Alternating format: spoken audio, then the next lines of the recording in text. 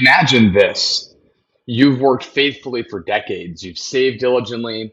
You've earned your pension, and now you're standing at the threshold of retirement, looking at three powerful income streams: your 401k, Social Security, and a pension. The question isn't just, do I have enough? The bigger question is, how do I use what God has entrusted to me the wisest way possible? Because here's the truth: the order in which you turn on these income streams can mean the difference between retiring with confidence and generosity and retiring with anxiety, higher taxes, and ultimately less freedom. This isn't just about the numbers, it's about stewardship. Proverbs 24:3 says, "By wisdom a house is built, and through understanding it is established."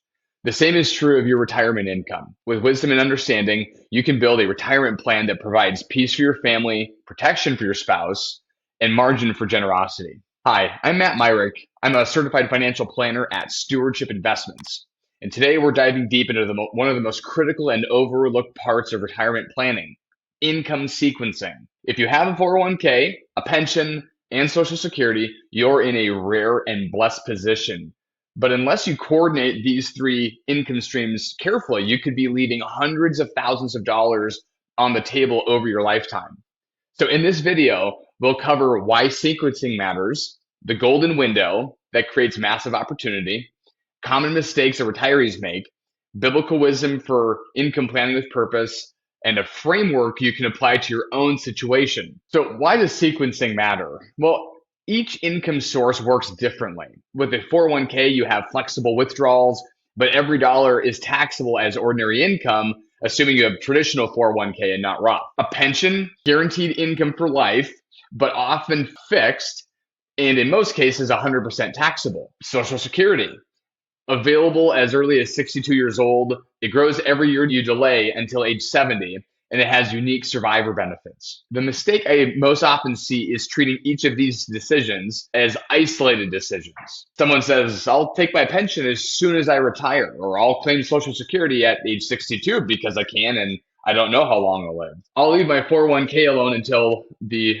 RMDs, or required minimum distributions, force me to start taking them." Individually, those don't sound all bad, but together, that sequence often leads to stacked taxable income, higher Medicare premiums, and missed opportunities. Let's talk about the golden window. This is the phase after your paycheck stops, but before your pension and Social Security and your RMDs fully kick in.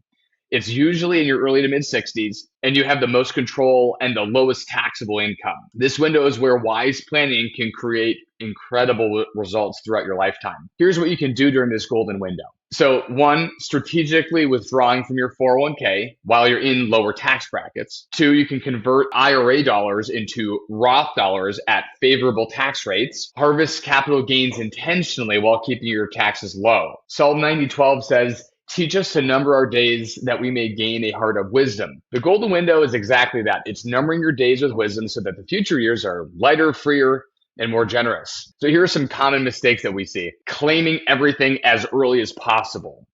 People turn on Social Security and pensions right away because they can, and the result is that they lock in lower benefits, they stack their taxable income, and then in some cases they end up with higher Medicare costs. There's an idea that we're not going to live very long, and so let's take all the money while we can. Well, that's not typically the case anymore, especially if you're looking at a married couple. The odds of one of them living into their 90s is pretty common. The second mistake is deferring everything. Others might say, "I'll just wait until the government forces me to take it." And that can lead to massive RMDs later, which can push you into higher tax brackets when you have the least amount of flexibility. Ignoring the spousal protection. Too many couples forget that when one spouse passes, the survivor keeps the higher of the two Social Security benefits, but also moves into single filer tax brackets, right? So income goes down, taxes go up, and that leads to a cash flow, and which would generally lead to moves into a single filer tax bracket, often paying more taxes on less income. We call that the widow's penalty. Not connecting taxes to lifestyle. Retirement isn't just about maximizing balances. It's about having money available in the go-go years when you're healthy and active, and usually the first 10 years or so of your retirement, protecting lifestyle in the slow-go years, which would be the next 10 years or so of your retirement, and then preparing for healthcare costs in the no-go years, which is your final 10 years of a hypothetical 30-year retirement window. Ecclesiastes 3 reminds us there is a time for everything and a season for every activity under the heavens. Retirement income is the same way. There's a season to spend, a season to save, and a season to transfer wealth. When we plan income sequencing with biblical stewardship in mind, we're not just asking, how do I maximize my dollars? We're asking, how do I provide well for my spouse? How do I avoid being a burden to my children? And how do I create margin for generosity? Luke 16:10 says, whoever can be trusted with very little can also be trusted with much. God cares about how we manage every decision, including when to turn on Social Security and how or when to draw from 401k. So here's some really practical examples. So with the 401k, think of this as your most flexible bridge. If you retire at 60, you can use your 401k to cover expenses until Social Security kicks in. This allows you to delay and grow your guaranteed benefits, which can make a lot of sense depending on your situation. Pensions bring stability, they're a gift, but they also can crowd out tax flexibility if you don't plan well. Choosing between lump sum, single life, or joint survivor options isn't just a math decision. It's a stewardship decision that impacts your spouse and your legacy. Social Security. This is the most underestimated income source. Delaying Social Security until age 70 can grow your benefits by 8% per year. And for married couples, delaying the higher earners benefit is often one of the best ways to protect the survivor spouse, because remember, the surviving spouse gets to keep the higher of the two benefits, which that can make a lot of sense depending on the situation. So here's a framework for wise sequencing. And I use this with my clients.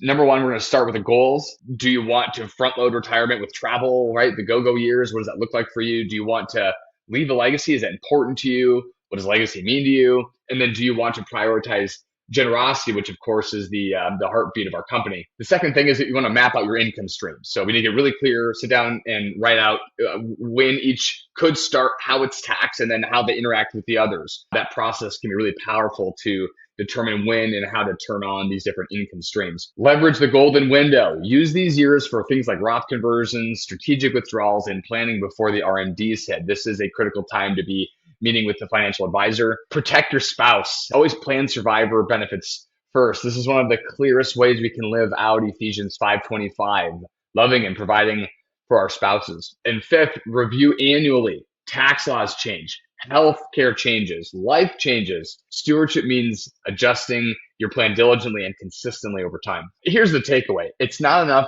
to simply have a pension or have a Social Security and a 401k. The real wisdom is in how you sequence them together. Done well, this coordination allows you to spend confidently in your active years, reduce your lifetime taxes, protect your spouse, and create margin for generosity and legacy. Friends, your retirement plan isn't just about money. It's about faithfully managing what God has entrusted to you so you can live with confidence, bless your family, and advance his kingdom. If you'd like help building a personalized financial plan, I'd love to talk to you. Make sure to subscribe to our channel and feel free to share this video with someone you know who's wrestling with these same types of decisions. We'd be glad to be a resource. Because when we plan wisely, we don't just retire, we step into a new season of faithful stewardship.